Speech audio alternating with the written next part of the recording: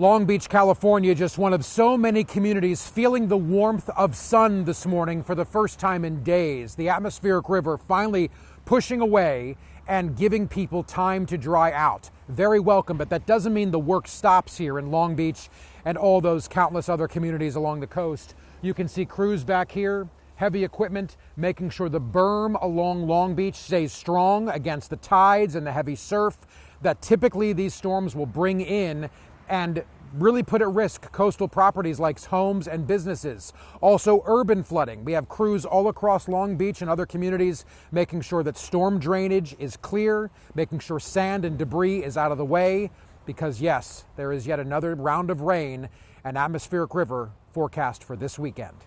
In Long Beach, California, Justin Michaels, the Weather Channel.